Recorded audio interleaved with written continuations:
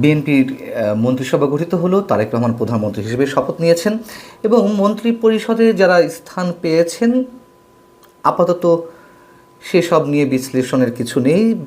BNP বা তারেক রহমান যেটি ভালো মনে করেছেন তাই হয়েছে। কিন্তু সারা বাংলাদেশের মানুষের কাছে এখন যেটি বিস্ময়ের বিষয় সেটি হচ্ছে ডক্টর ইউনূস সরকারের নিরাপত্তা উপদেষ্টা ডক্টর খলিলুর রহমানকে মন্ত্রিসভায় রাখা হয়েছে খুবই গুরুত্বপূর্ণ জায়গায়। সেটি হচ্ছে তিনি পররাষ্ট্রমন্ত্রী দায়িত্ব পেয়েছেন। এই মন্ত্রিসভায় যারা স্থান পেতে পারেন, গত 2-3 দিন ধরে যা গুঞ্জন শোনা যাচ্ছিল যে বীর মুক্তিযোদ্ধা ফজলুর রহমান, নজরুল ইসলাম খান, মির্জা আব্বাস, গয়েশ্বরচন্দ্র রায়, আলতাফ হোসেন চৌধুরী তারা গুরুত্বপূর্ণ মন্ত্রণালয়ের দায়িত্ব পেতে পারেন, সেটা নিয়েও তেমন কিছু নেই বলার, একমাত্র বীর মুক্তিযোদ্ধা ফজলুর রহমান ছাড়া। সব কিছু ছাপিয়ে এখন মানুষের আলোচনার কেন্দ্রবিন্দুতে চলে এসেছেন ডক্টর খলিলুর রহমান। আচ্ছা, বিএনপির মধ্যে কি পররাষ্ট্রমন্ত্রী হওয়ার মতো যোগ্যতা সম্পন্ন ব্যক্তি আর কেউ নেই? নিশ্চয়ই এটি বিশ্বাসযোগ্য নয়। অবশ্যই একাধিক ব্যক্তি আছেন এই পদ পাওয়ার মতন বা এই মন্ত্রণালয় পাওয়ার মতন, কিন্তু ডক্টর খলিলকেই কেন মন্ত্রিসভায় নিতে হলো এবং সেই মন্ত্রিসভার পররাষ্ট্র মন্ত্রণালয়ের দায়িত্ব তাকে দিতে হলো? ডক্টর খলিল ডিপ স্টেটের প্রতিনিধি হয়ে কাজ করছিলেন ডক্টর ইউনূস সরকারের, এটি সবার কাছেই মোটামুটি পরিষ্কার।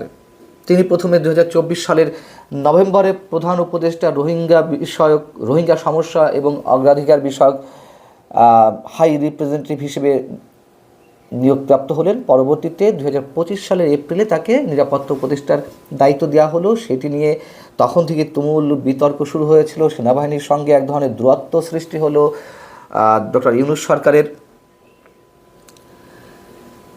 এবং যে কথাগুলি এর আগে আমি বলেছি খানিক আগে লাইভে, আবারও মনে করিয়ে দিতে হচ্ছে, এই খলিলুর রহমানের পদত্যাগের দাবি তো বিএনপি করেছিল, তুমুল দাবি জানিয়েছিল। প্রধান উপদেষ্টার সঙ্গে দেখা করে সালাউদ্দিন আহমেদ সহ বিএনপির উচ্চ পর্যায়ের 3 প্রতিনিধি গিয়ে এই দাবিটি জানিয়েছিলেন এবং সাথে সাবেক ছাত্র সমন্বয়ক যে 2জন বা 3জন ছিলেন উপদেষ্টা হিসেবে তাদের পদত্যাগ দাবি করেছিলেন। এখন ডক্টর খলিলের পদত্যাগের দাবিটি কেন করেছিলেন?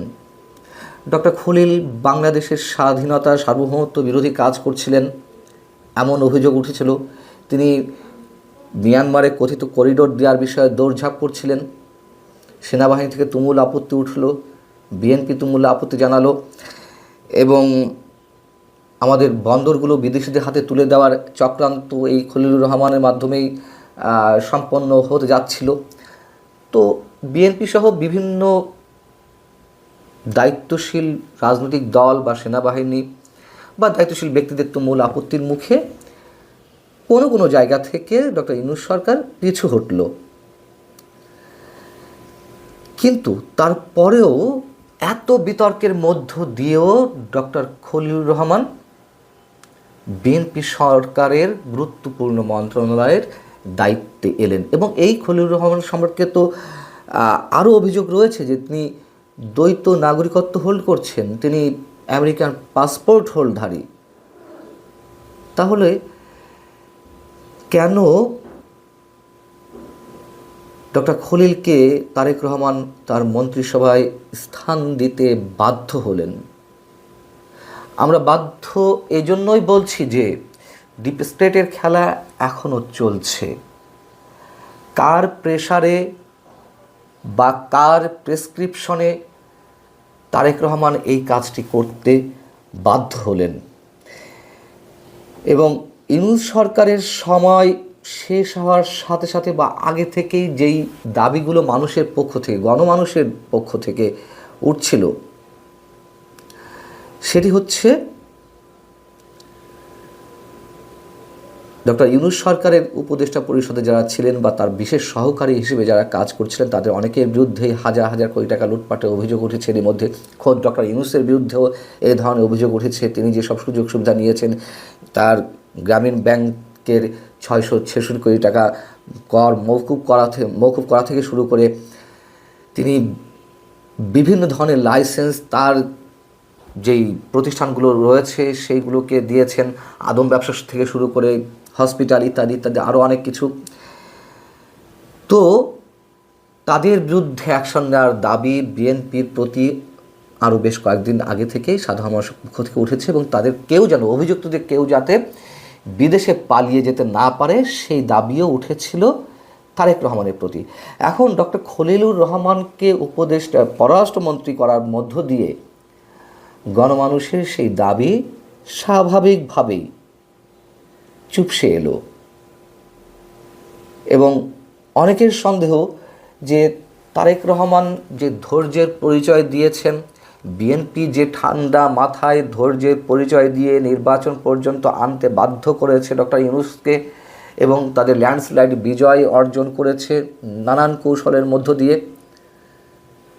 পরবর্তী সরকার গঠনের জায়গাতেও অনেক ধরনের বাধা বা ষড়যন্ত্রের কথা শোনা যাচ্ছিল, সেই সব কাটিয়ে আজকে তারেক রহমান প্রধানমন্ত্রী হিসেবে শপথ নিয়েছেন, বিএনপি সরকার গঠন করেছে।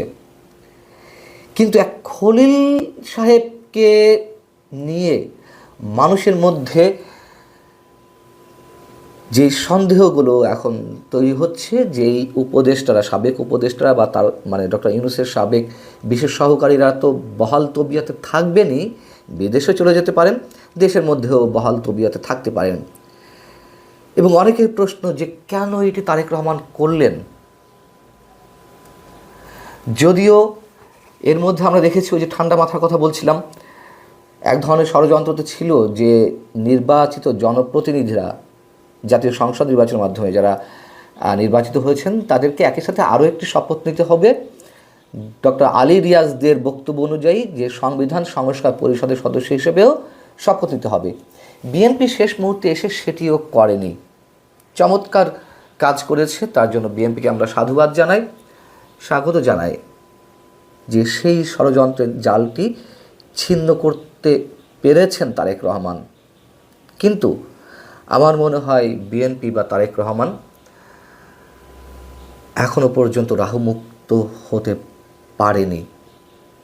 ডিপ স্টেটের খেলা এখনও চলছে, যুক্তরাষ্ট্রের নানান ধরনের প্রেসক্রিপশন, নানান ধরনের খেলা মানতে তারেক রহমান এখনও পর্যন্ত বাধ্য হচ্ছেন, এটি মানুষের ধারণা। অথবা মানুষ এই প্রশ্নও তো করছে যে তারেক রহমানকে তাহলে বিশেষ কোনো চুক্তির মাধ্যমে ক্ষমতায় এলেন, এটিতে আমরা বিশ্বাস করতে চাই না এত দ্রুত। কিন্তু ডক্টর খলিলুর রহমান যে পরিমাণ বিতর্ক সৃষ্টি করেছেন, তাকে নিয়ে মানুষের মধ্যে এ ধরনের সন্দেহ, সংশয়, রহস্য সৃষ্টি হওয়া খুবই স্বাভাবিক।